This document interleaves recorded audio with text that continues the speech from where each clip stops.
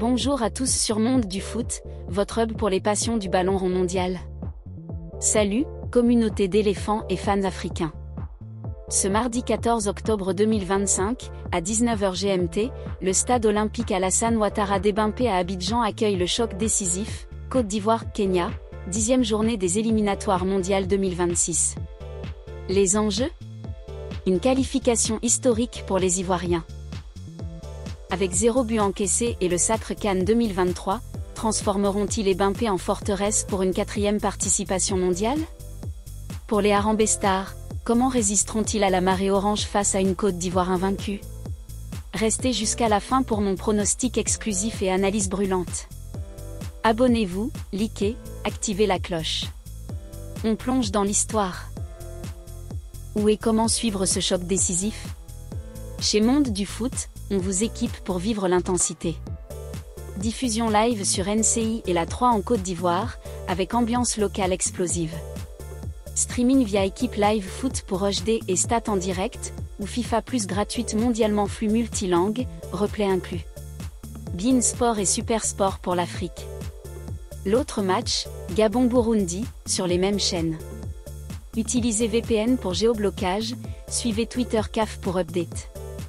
Je serai sur NCI pour l'âme d'Abidjan. En Afrique subsaharienne, beIN Sport et Super Sport entreront en lice pour une diffusion premium.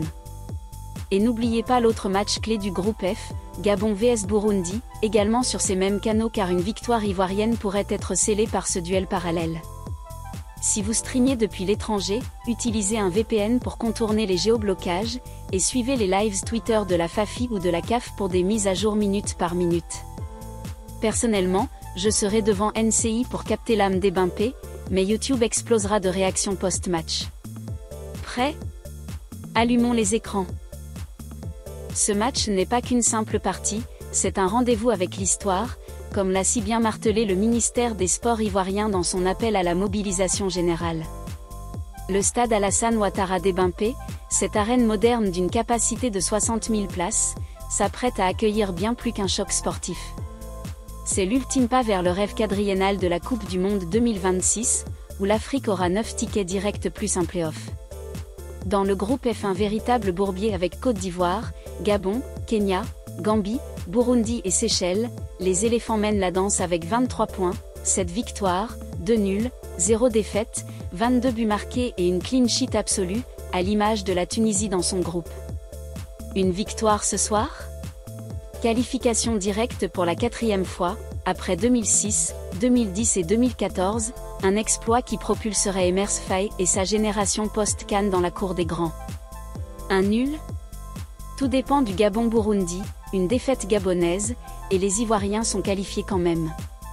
Mais sous-estimer le Kenya serait une erreur fatale. Remontons l'historique des confrontations pour contextualiser. Le match aller, le 11 juin 2024, s'est soldé par un 0-0 frustrant à Nairobi, où les Kenyans ont verrouillé leur défense face à une Côte d'Ivoire dominante mais stérile. Au total, les éléphants dominent avec 3 victoires en 5 duels, mais les Harambee Stars ont souvent joué les troubles-fêtes. La Côte d'Ivoire, championne d'Afrique en titre après un parcours héroïque à la CAN 2023 culminant avec cette finale épique contre le Nigeria, a transformé cette gloire en rampe de lancement.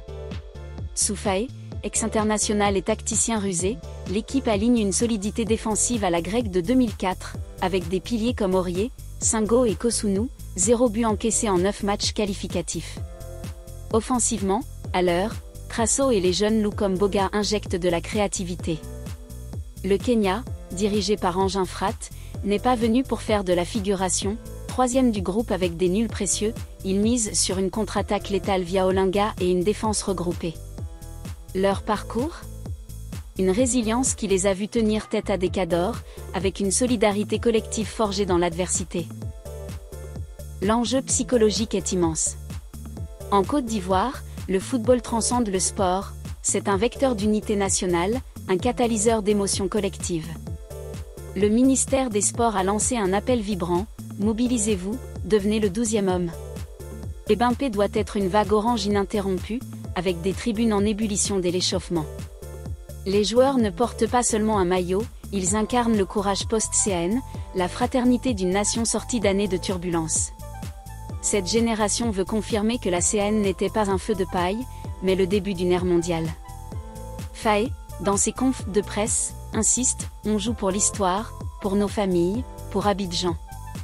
Du côté kényan, c'est la revanche, après des décennies dans l'ombre, il vise un exploit pour inspirer une jeunesse en quête de héros. Tactiquement, analysons les forces en présence.